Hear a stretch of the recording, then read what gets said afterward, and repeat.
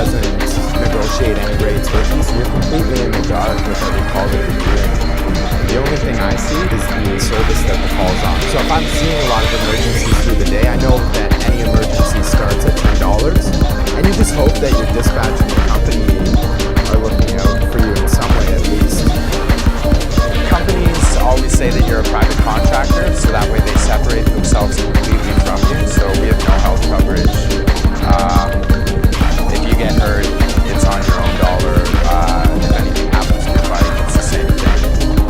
You see guys showing up, you haven't seen them for a week, and then they show up on a brand new bike, and it's because they were taken out, their whole bike was written off, and they're off to heal up a bit, but before they take much time off either, so a lot of the time you're getting back out there injured. I've been in accidents probably 3 or 4 times now, mostly caused by myself riding too aggressively. Been hit by a car once, which ruined a bike, but I've also rear-ended a few cars. I don't really follow the traffic laws while working unless there's cops around, because they look to ticket the messengers. If you catch a cop in the corner of your eye, you'll stop at that red light, but typically you're looking to get through them as quick as possible. There's different groups of messengers, but we all definitely know each other well enough to say hello or, to help somebody out.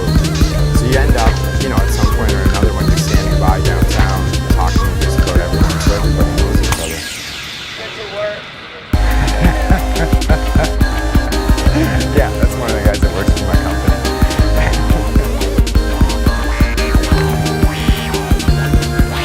You have to be fairly tolerant to be a messenger, I think. There's so many things through the day that try your patience, whether it be traffic, bike problems, lack of work, too much work, carrying a lot of weight in your bag. There's always little things that wear on you, and because you don't have any sort of coworkers, you're kind of just struggling in your own head, and by the end of the day, it can really add up. You get guys honking at you or yelling things at you, and my typical response is, pull your car over and we can sort this out on the sidewalk where it's safe, but most people don't. There was one confrontation where I had a motorist get out and start choking me on the street, and I had to punch him in the mouth to get him to let go of my neck. I was pretty shooken up, but you kind of learn to let it go and realize that that's a waste of your energy, and you just kind of have to keep going on with your day.